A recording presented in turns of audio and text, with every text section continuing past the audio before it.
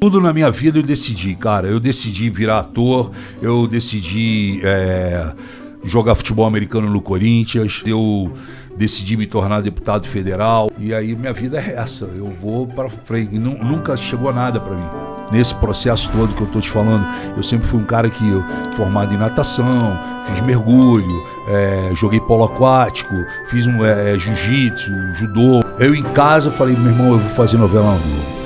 Aí eu falei, eu vou fazer novela na Globo, eu vou fazer o teste e eu vou passar. Só de TV Globo foram 12 anos e mais Record, SBT, Bandeirantes, enfim. Naquele momento ali eu entendia que eu tava com aquela coisa na cabeça ideológica, radical. Anticorrupção. Anticorrupção, anti-PT. E aí, sistema, talvez? Aí surge o Bolsonaro, sabe? Porra, eu vou mudar tudo isso aí. Eu falei, porra, meu irmão, eu vou empurrar isso junto, entendeu? Eu vou junto nesse negócio. Assim, eu tenho inúmeros projetos na defesa, combatendo a violência contra a mulher, contra a criança, pedofilia, do outro lado, idosos. Quando eu entro na televisão, aí, porra, vem a fase da droga, né? E aí veio maconha, e veio ácido, e veio cocaína e o caralho. E aí eu me afundo na parada, entendeu, cara? Eu fui até o fundo do poço, eu surfei até o fundo do poço. E aí tu começa a perder tudo.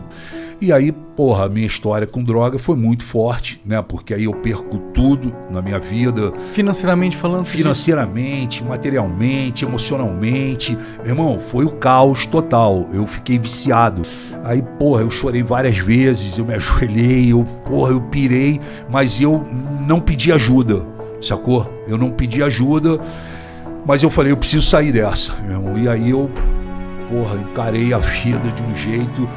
E eu sou a prova viva de que você, e aqui sem querer fazer nenhum tipinho, né? Mas eu sou a prova viva que você pode se auto-resgatar. Paramount Pictures presents. Eu achei que eu já tivesse conhecido todo tipo de traição, puxada de tapete. Pra mim parece que a gente vive num país de mentira, assim. Pegou o Gabigol, cara.